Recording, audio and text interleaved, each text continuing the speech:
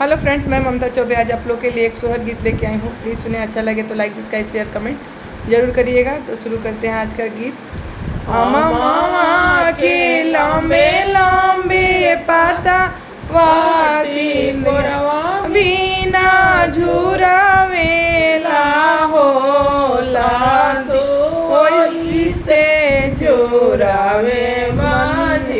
कोखिया तय करे बंतति बिनु एकरे संतति बिनु सासु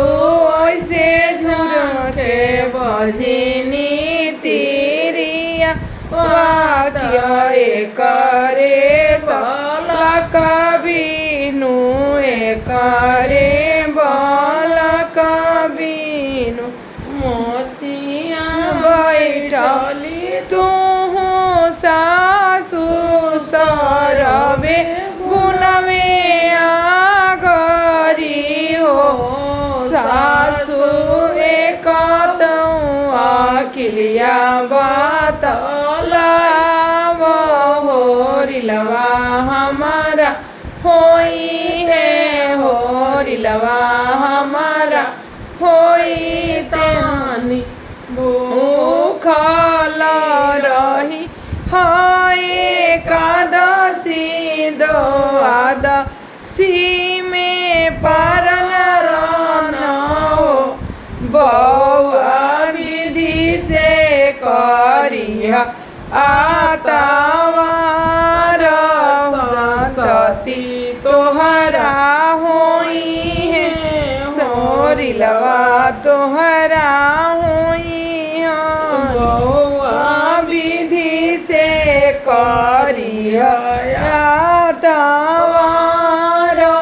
होरिलवा तोहरा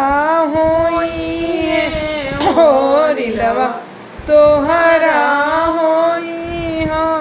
भूखल रहनी एकादशी द्वादशी में पारना हो सासना विधि से करे न आतावार